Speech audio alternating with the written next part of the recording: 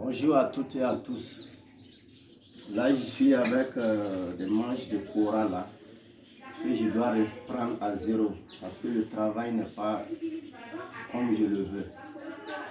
Et comme c'est mon domaine, la fabrication et le jeu, l'instrument doit être à la fois esthétique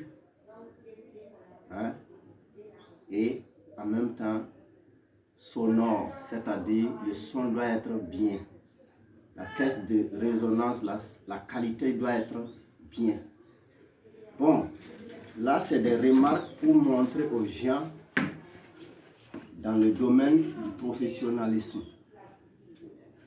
Moi je suis facteur d'instruments traditionnels, balafon, kora, ainsi de suite. Maintenant, ce que j'ai remarqué, les gens ont tendance à croire que quand tu prends juste une calebasse et puis tu montes avec des bois, avec des clés là, c'est ça qui est un instrument, ou c'est ça qui est un instrument professionnel. La différence c'est quoi? Quand vous prenez un instrument professionnel, ça doit répondre aux critères du professionnalisme.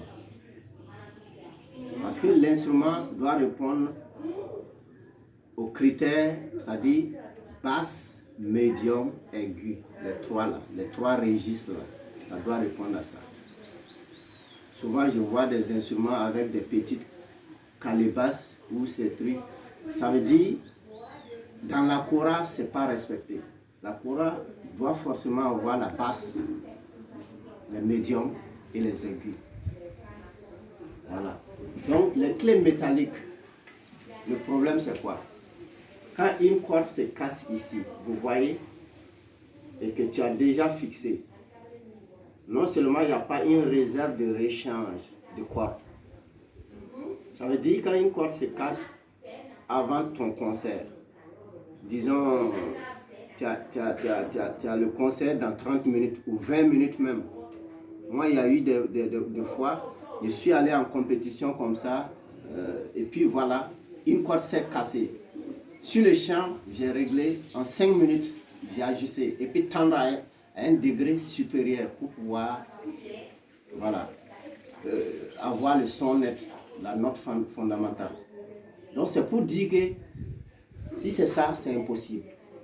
Les clés métalliques là, parce que ça prend du temps pour s'accorder.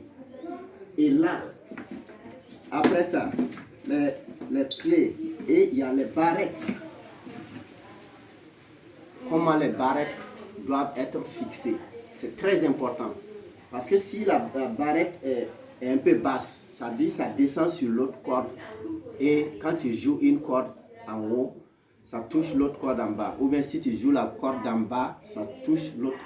Parce qu'avec la vibration et puis la tension des cordes, ça se touche. Et ça donne des notes, c'est pas ça. Donc, et les clés. Quand tu prends les clés, ça doit être bien fait et puis voilà.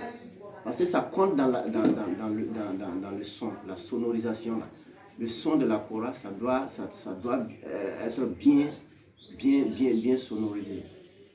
Sonorisé, c'est-à-dire quand tu fixes la corde, même le degré des diamètres, ça doit être respecté.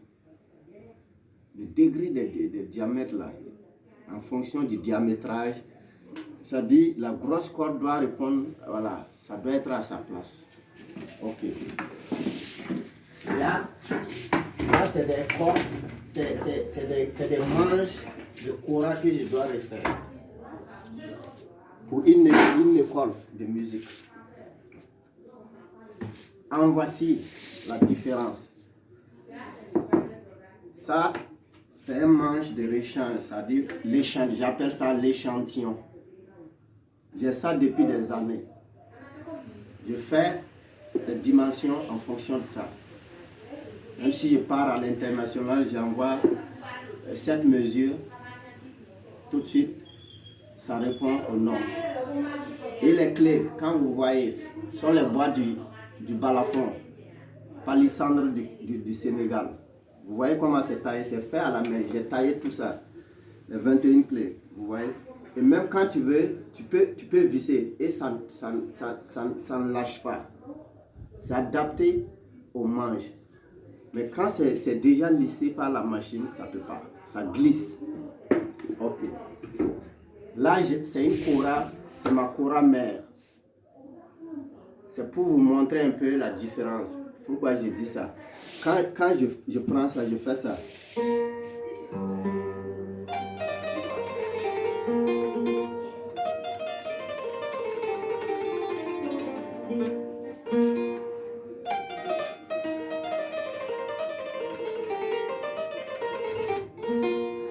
Donc vous voyez, c'est une Cora que j'ai fabriquée depuis, ça vaut une dizaine d'années.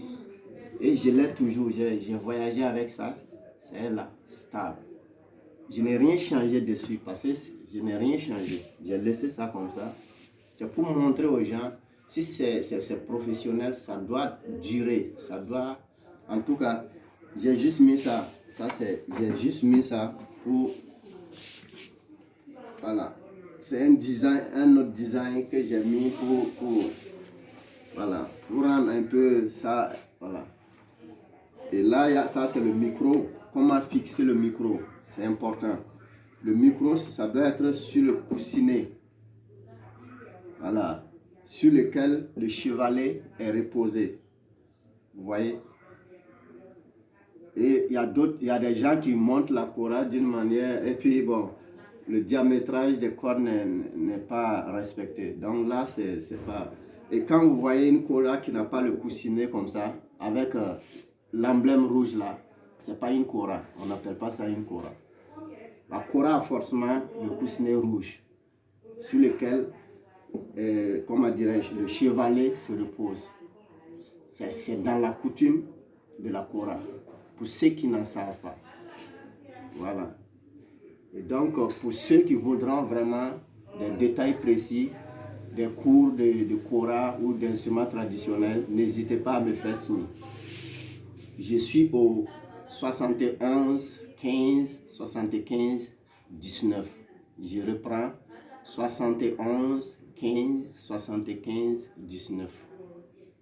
Là, la personne peut me contacter inbox. Voilà. Je pourrais guider la personne afin que la personne puisse mieux, voilà, avoir des expériences dedans. Merci. Moi, c'est, voilà, j'ai oublié, j'ai fait tout sauf l'essentiel, disons. C'est Maître Diouf, Dioufo Traoré à l'état civil et Maître Diouf comme nom d'artiste. Je suis du Burkina Faso, c'est mon pays natal. Et c'est là que j'ai tout appris depuis étant petit, 9 ans comme ça, jusqu'à l'heure là où je vous parle. Donc, tout domaine demande du travail. Voilà. Prenez le soin de bien faire le travail car c'est très important. Si aujourd'hui je joue super bon et puis je fabrique les instruments très bien, c'est parce que je me suis adonné à la chose, au travail. Je n'ai jamais cessé de travailler. Et mon entourage peut en témoigner. Merci à vous. Merci.